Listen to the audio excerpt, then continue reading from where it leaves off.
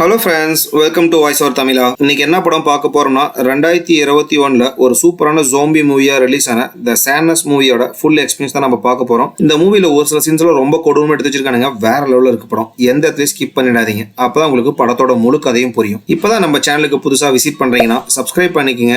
பக்கத்துல இருக்கிற பெல் பட்டனை கிளிக் பண்ணி அதுல ஆல் ஆப்ஷன் செலக்ட் பண்ணிக்கங்க. அப்பதான் நம்ம சேனல்ல போடுற எல்லா வீடியோட நோட்டிபிகேஷன் உங்களுக்கு காமிக்கும். மறக்காம இந்த வீடியோக்கு லைக் பண்ணுங்க. நீங்க போடுற ஒரு லைக்கும் தான் இந்த வீடியோவை மத்தவங்களுக்கு ரெக்கமெண்ட் பண்ணும். வாங்க வீடியோக்குள்ள போலாம்.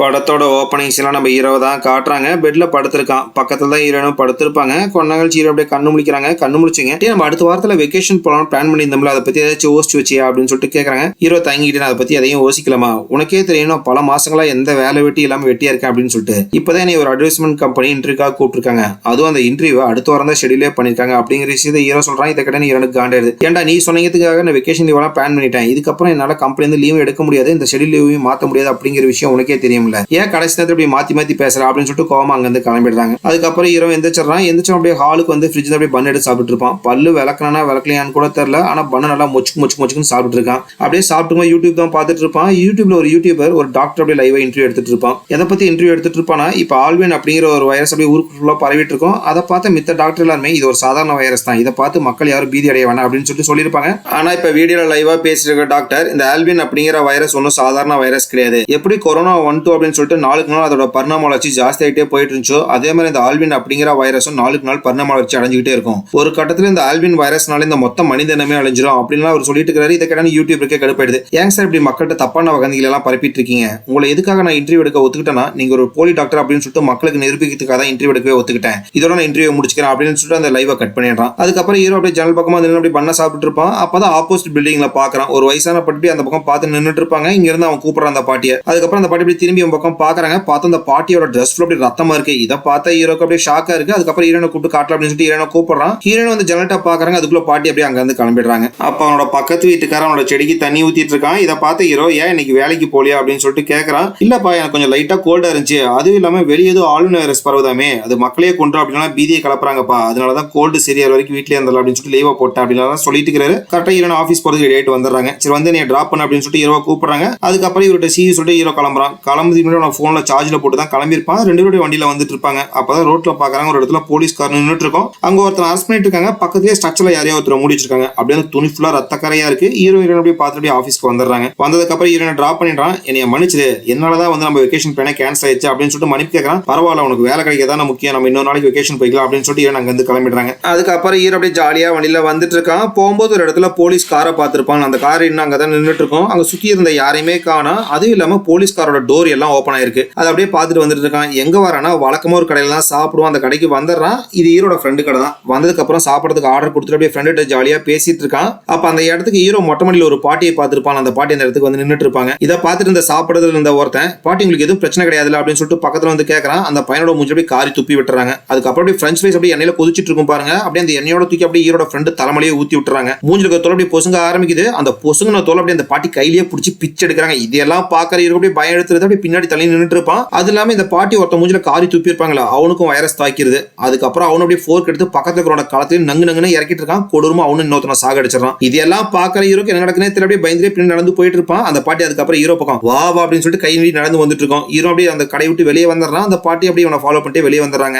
அப்ப சடனா எங்க இருந்தோ ஒரு கார் வந்து அந்த பாட்டியை அடிச்சு தூக்குது. யாரா நம்மள காப்பாத்து அப்படின்னு சொல்லிட்டு ஹீரோ காருக்குள்ள பாக்குறான். பார்த்து அந்த காருக்குள்ள இருக்கணுக்குமே வைரஸ் தாக்கி இருக்கும். அவனும் அந்த காரோட ஜன்னலே வெளியே வர ட்ரை பண்ணுவான். கடைக்குள்ள வந்து அந்த பாட்டி துப்புனதுல ஒருத்தனுக்கு வைரஸ் வந்துருக்கும்ல, அவன் கடைக்குள்ள இருக்கிற எல்லாத்தோட சொல்லி முடிச்சுட்டு அவனும் வெளியே கட்ட அந்த இடத்துக்கு வந்துடுறான். காருக்குள்ள இருக்கணும் வெளியே வந்துடுறான். டே நம்மள சுத்து போட்டாங்கடா கைப்புள்ள, தலை தெறிக்க ஓட ஆரம்பி அப்படின்னு சொல்லிட்டு வேகமா ஹீரோ துண்டக்கான துணிங்கன்னு ஓட ஆரம்பிக்கிறான். அண்டவா நான் பெல் வேகத்துல ஓடிட்டு இருக்கேன், யாரு குறுக்கால வந்துடக்கூடாது அப்படின்னு சொல்லிட்டு மூத்த சந்தா புந்து ஓடிட்டு இருப்பான். ஒரு வேளை ஹீரோ அப்பார்ட்மெண்ட்டுக்கு வந்துடுறான். வந்து அவனோட வீட்டுக்குள்ளேயும் போயிட்டு கதவை சதிக்கிறான். அதுக்கப்புறம் ஹீரோனுக்கு கால் பண்ணிட்டு அப்படியே டிவியை போட்டு பாக்குறான். டிவில எந்த சேனல்ல போட்டு பார்த்தாலுமே எல்லா சேனல்லையுமே அபாய எச்சரிக்கை அப்படின்னு சொல்லிட்டு டிஸ்பிளே ஆயிட்டு இருக்கும். அப்ப ஸ்ட்ரீட்ல இருக்கிற ஸ்பீக்கர்ல அபாய எச்சரிக்கை, மக்கள் யாருமே வீட்டு விட்டு வெளியே வர வேண்டாம், ஒரு கொடூரமான வைரஸ் பரவிட்டு இருக்கு அப்படின்னு சொல்லிட்டு அனௌன்ஸ் பண்ணிட்டு இருப்பாங்க. திடீர்னு அந்த அனௌன்ஸ் பண்ணிட்டு வைரஸ் தாக்கியது. ஒரு மாதிரி கொடூரமா பேச ஆரம்பிக்கிறான். இதெல்லாம் கேட்கற ஹீரோக்கோ பயமாவும் பதட்டமாவும் இருக்கு. ஹீரோனுக்கு கால் போகல அப்படின்னு சொல்லிட்டு டெக்ஸ்ட் பண்ண ஆரம்பிக்கிறான். நீ எங்க இருக்க, சேஃபா இருக்கியா, இங்க இருக்கிற எல்லா மக்களுமே வைரஸால தாக்கப்பட்டு ஒருத்தர மாத்தி அப்படியே அடிச்சு கொண்டுட்டு இருக்காங்க அப்படின்னு அவன் டெக்ஸ்ட் அனுப்பிச்சிட்டு இருப்பான்.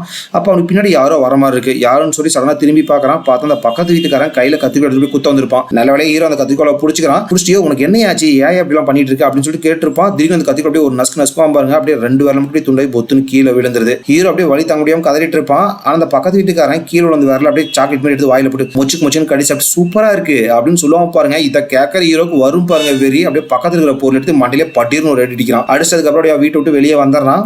வெளியே வந்த ஹீரோ அப்படியே மூலமா ஒளிஞ்சுக்கிட்டு போயிட்டு இருப்பான். அப்பதான் வீட்டுக்கு பக்கத்துல பாக்குறான், வைரஸால தாக்கப்பட்ட 3 பேர் ஒருத்தனை பிடிச்சி அப்படியே கை கால அப்படியே படக்குன்னு உடைச்சிட்டு இருக்காங்க. சரி, இதுக்கப்புறமா அவனை காப்பாற்ற முடியாது அப்படின்னு சொல்லிட்டு ஹீரோ மட்டும் அங்க எஸ்கேப் ஆயிடுறான். எஸ்கேப் ஆகி எங்க வந்திருப்பானா, கடைக்கு பக்கத்துல அவன் ஸ்கூட்டியை விட்டுருப்பான். அந்த இடத்துக்கு வந்துடுறான். வந்துட்டு ஸ்கூட்டி எடுத்து எஸ்கேப் ஆகலான்னு பாக்குறான். அப்பதான் முன்னாடி பாக்குறான், அந்த இடத்துல ஒரு 4-5 ஜோமி அப்படியே ஒருத்தனை பிடிச்சி கொடூரமா சாகடிச்சிட்டு இருக்கு. வண்டியை ஸ்டார்ட் பண்ணலாமா வேண்டாமா அப்படின்னு சொல்லிட்டு யோசிச்சுட்டு இருப்பான். சரி ஸ்டார்ட் பண்ணலாம் அப்படின்னு சொல்லிட்டு ஒரே ஒரு கிக் தான் பண்ணுவான். அந்த ஜோமிங்களுக்கெல்லாம் சத்தம் கேட்டுருது. பார்த்தா அந்த இடத்துல நிறைய ஜோமி இருந்திருக்க மாட்டிருக்கு. ஒட்டுமொத்த ஜோமி அப்படியே அவனை துரத்த ஆரம்பிக்குது. வண்டி எடுத்து வேகமா ரேஸ் பண்ணிட்டு போயிட்டு இருப்பான். அந்த இடத்துல ஒரு போலீஸ்காரன் இருப்பான். அவனுக்கு வெறி பிடிச்சிருக்கும். அவன் கண்ணால வச்சு ஹீரோ சொல்ல ஆரம்பிக்கிறான். ஒரு வழியா ஹீரோ அவங்க இருந்தா எஸ்கேப் ஆகி வேகமா அங்க தப்பிச்சிடறான். இதே டைம்ல ட்ரெயின்ல போயிட்டு இருக்க ஹீரோயினை தான் காட்டுறாங்க.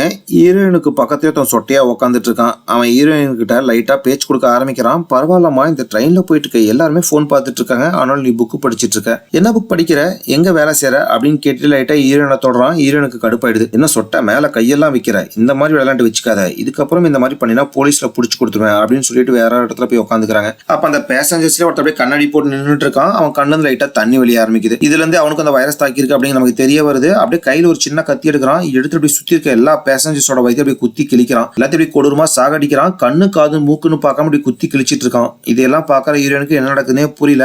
அப்ப அந்த பேசஞ்சர்ஸ்லயே கொஞ்சம் பேர் அழுத்தி பிடிச்சிக்கிறாங்க. அப்ப வேற ஒருத்தருக்கு வெறி பிடிச்சிருது. அவன் மறுபடியும் அந்த கத்தி எடுக்கிறான். எடுத்து அப்படியே சுத்தி அப்படி குத்தி கிழிக்க ஆரம்பிக்கிறான். இன்னொருத்தருக்கும் வெறி பிடிச்சிருக்கும். அவன் எல்லாத்தோட கணத்தையும் முடிச்சு அப்படி கடிச்சிட்டு இருக்கான். அப்ப ஹீரோனுக்கு பக்கத்துல சொட்டையா உட்காந்து அவன் எந்திரிக்கிறான். அவனுக்கு பக்கத்துல ஒரு பொண்ணு உட்காந்துருக்காங்க. அந்த பொண்ணோட கண்ணிலே வச்சிருக்க கொடையை குத்துறான். குத்தி அப்படியே கண்ணை மட்டும் நோண்டி எடுத்துறான். அதுக்கப்புறம் ஹீரோயின் பக்கம் திரும்பி அடுத்து நீதான் அப்படின்னு சொல்றான். அப்ப அந்த ஒட்டுமொத்த ஜோமிகள் அப்படியே அந்த சொட்டத்தை பிடிச்சி அப்படி கடிக்க ஆரம்பிக்குது. இந்த கேப்ல அந்த ட்ரெயின்ல உயிரோட இருக்க ஒட்டுமொத்த மக்கள் அப்படி வெளியே வேகமா ஓடி வந்துடுறாங்க. ஹீரோனும் தப்பிச்சு ஓடி வந்துருவாங்க. அப்பதான் நமக்கு காட்டுறாங்க, ஹீரோனோட போன் அப்படியே ட்ரெயின்லயே போட்டுருவாங்க. ஹீரோ அமைச்ச எந்த மெசேஜுமே இங்க பாத்துருக்க மாட்டாங்க. ட்ரெயின்ல இருக்கிற ஒட்டுமொத்த ஜோமிகள் அப்படியே மாத்தி அடிச்சு அப்படி கொடூரமா செத்து போயிடுறாங்க. பார்த்தா சொட்ட தலையை மட்டும் தான் உயிரோட இருக்கான். அதுக்கப்புறம் மறுபடியும் அந்த கொடையை எடுத்து ஹீரோனை வெறி கொண்டு துரத்த ஆரம்பிக்கிறான். அப்படியே இந்த பக்கம் தப்பிச்சு போயிட்டு இருக்க ஹீரோனை தான் காட்டுறாங்க. கொடையால குத்துவாங்க பொண்ணு அப்படியே கைத்தாங்களா கூட்டிட்டு போயிட்டு இருப்பாங்க. பாவம் அந்த பொண்ணாலையும் முடியாம ஒரு கடத்துல பொத்துன்னு கீழே விழுந்துடுறா. இதுக்கப்புறமே என்னை காப்பாற்ற முடியாது, நீங்களா தப்பிச்சு போங்க அப்படின்னு சொல்லிட்டு அந்த பொண்ணு சொல்றா. ஆனாலும் ஹீரோனுக்கு இந்த பொண்ணை அப்படியே விட்டுட்டு போறதுக்கு மனசே வரல. இன்னும் கொஞ்சம் தூரத்துல ஹாஸ்பிட்டல் இருக்கு, அங்க போனா உங்க உயிரை காப்பாற்ற முடியும், வாங்க போலாம் அப்படின்னு சொல்லிட்டு கூப்பிட்டு இருப்பாங்க. கரெக்டா அந்த இடத்துக்கு அந்த சொட்ட தலையை வந்துறான். செல்லக்குட்டி இங்கதான் இருக்கியா அப்படின்னு சொல்லிட்டு பின்னாடி வெறி கொண்டு துரத்திட்டு வருவான். 2 பேர் இருந்துச்சு அப்படி வேகமா நடக்க ஆரம்பிக்கிறாங்க.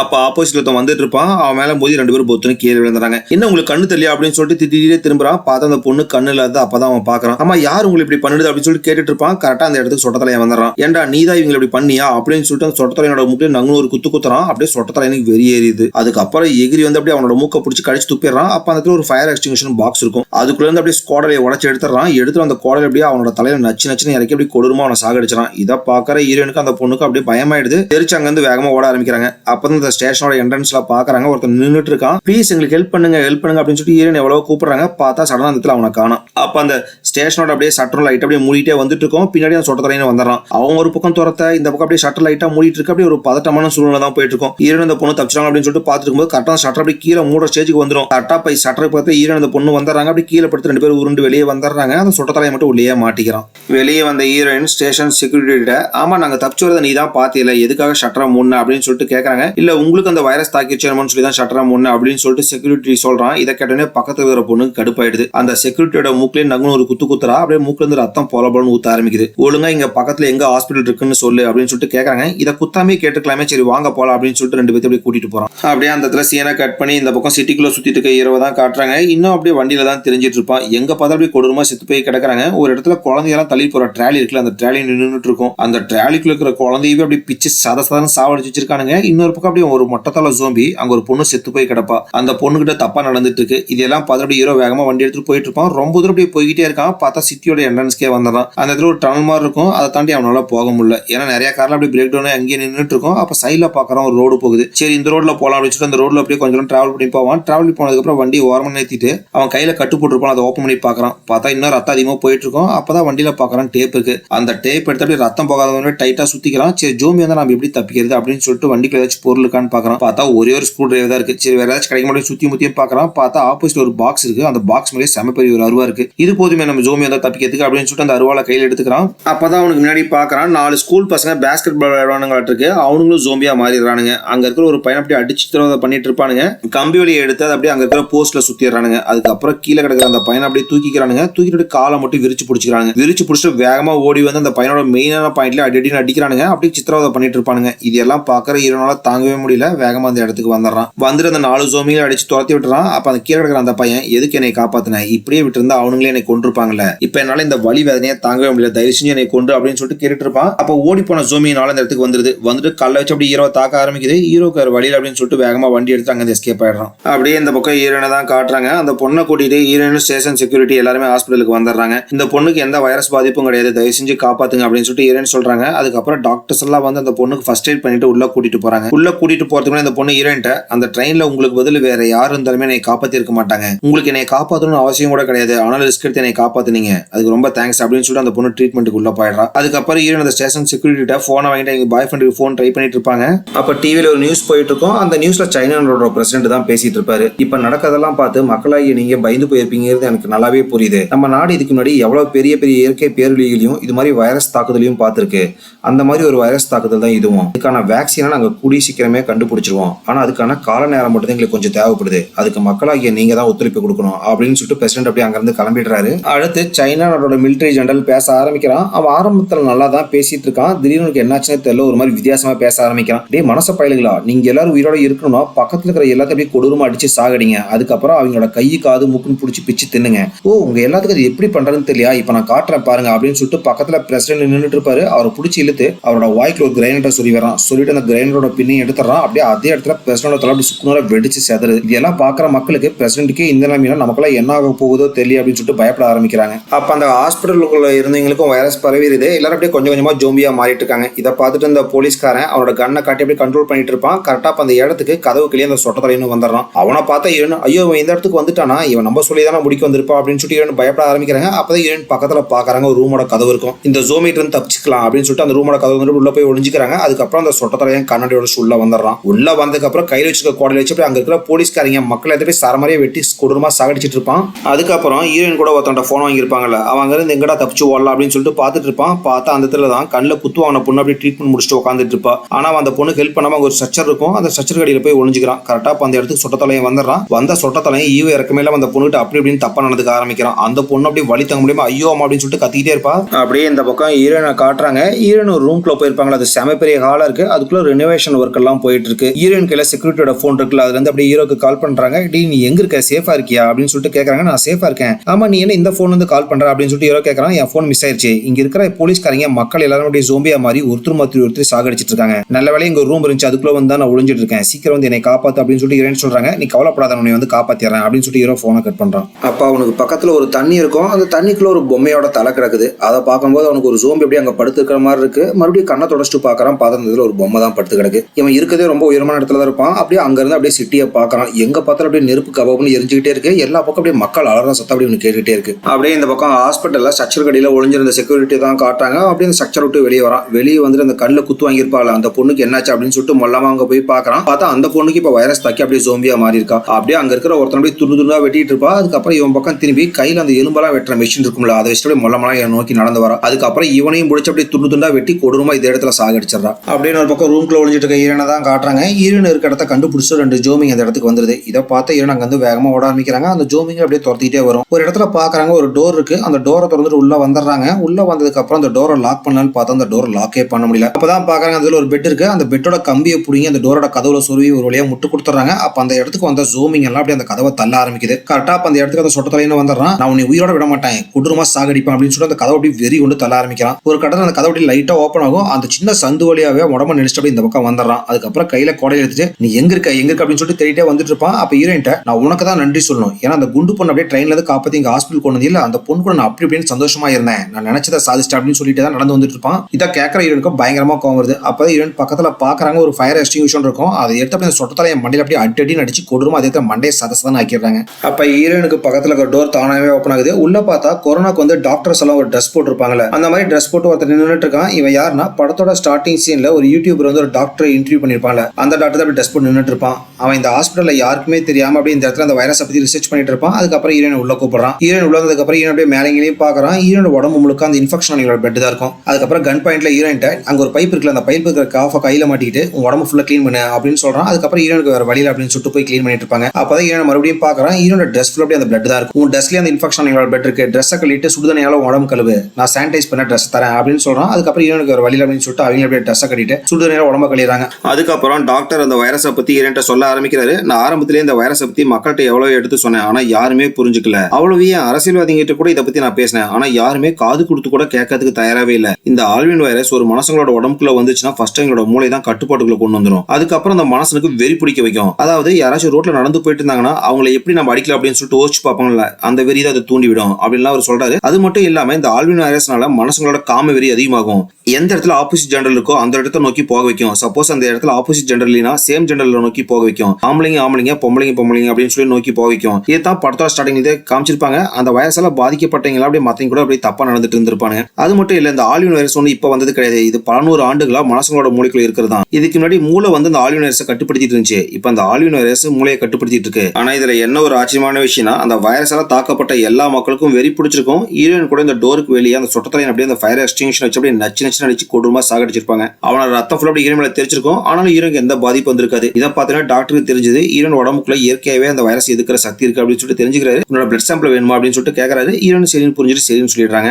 அதுக்கப்புறம் ஹீரோயின் இங்க கழட்டி போட ட்ரெஸ் எல்லாம் எடுத்துட்டு போயிட்டு டஸ்ட்பின்ல போடுறாங்க. அப்ப டஸ்ட்பின்ல இருந்து சத்தம் வருது. என்னோட டஸ்ட்பின்குள்ள இருந்து சத்தம் வருது அப்படின்னு சொல்லிட்டு இங்க போட்ட துணி எல்லாம் விளக்கிட்டு பாக்குறாங்க. பார்த்தா உள்ளுக்குள்ள ஒரு குழந்தை தான் இருக்கும். அந்த குழந்தைக்குமே வைரஸ் தாக்கி இருக்கும். அதனால பயங்கரமா காய்ச்சி முச்சுன்னு கத்திட்டு இருக்கு. இதை ஹீரோயின் ஒரு இதை பயத்தோட பாத்துட்டு இருப்பாங்க. அப்ப சடனா டாக்டர் பின்னாடி வந்து களத்திலேயே ஒரு ஊசியை போட்டு விட்டுறான். ஹீரோனுக்கு அப்படியே லைட்டா மயக்க வர மாதிரி இருக்கு. ஹீரோன் அப்படியே தூக்கிட்டு போயிட்டு அந்த பைப்ல ஹேண்ட் கஃப் இருக்குன்னு அதிலே கட்டி போடுறான். அதுக்கப்புறம் அழுதுட்டு இருக்க குழந்தை அப்படியே களத்தை நெரிச்சு சாகடிச்சிடறான். ஹீரோயின்ட்ட என்னை மன்னிச்சிரு, எனக்கு வேற எந்த வழியுமே கிடையாது. இப்போ உடம்புல இன்ஜெக்ஷன் பண்ணது ஆல்வின் வைரஸ் தான். அந்த வைரஸ் உடம்புக்குள்ள போன 10வது நிமிஷத்துலயே அதோட வேலையை காட்ட ஆரம்பிச்சிடும். உனக்கு 10 நிமிஷம் ஆயுமே எந்த பாதிப்பும் வரலினா உன் பிளட்டை வச்சு இந்த ஊர்ல பாதிக்கப்பட்ட எல்லா மக்களையும் சரி பண்ணிட முடியும். அப்படி உனக்கு எந்த பாதிப்பும் வரலினா என்னை கூட்டிட்டு போறதுக்காக மொட்டை மாடியில ஒரு ஹெலிகாப்டர் வெயிட் பண்ணிட்டு இருக்கு. அதுல நம்ம 2 பேரும் தப்பிச்சு போயிடலாம் அப்படின்னு சொல்லிட்டு அவன் சொல்றான். இதை கேட்ட ஹீரோயின் வேற எந்த வழியில அப்படின்னு சொல்லிட்டு பல்ல கடிச்சு சரின்னு சொல்லிடுறாங்க. அந்த டாக்டர் அசந்த நேரமா பார்த்து அவனோட போனை ஆட்டையை போட்டிருப்பாங்க. அந்த போன்ல டாக்டரோட பேட்டர்னை கண்டுபிடிச்சு அதுல இருந்து ஹீரோக்கு நான் இங்க தான் இருக்கேன் அப்படின்னு சொல்லிட்டு மெசேஜ் அனுப்பிச்சிடுறாங்க. கரெக்டா அந்த டைமுக்கு ஹீரோ அந்த ஹாஸ்பிட்டலுக்கு அப்படியே அறுவல் எடுத்துட்டு வந்துடுறான். 10 நிமிஷம் ஆயுமே ஹீரோனுக்கு எந்த பாதிப்பு வந்திருக்காது. சரி ஹீரோனை கூட்டிட்டு இங்க இருந்து போயிடலாம் அப்படின்னு சொல்லிட்டு அவன் ரிசர்ச் பண்ணிருப்பான். அதெல்லாம் அப்படி எடுத்துட்டு இருப்பான். அப்பதான் போன்ல பாக்குறான் ஹீரோன் வந்து ஹீரோக்கு மெசேஜ் இருப்பாங்க. இதை பத்தி அவனுக்கு பயங்கரமா கோவம் வருது.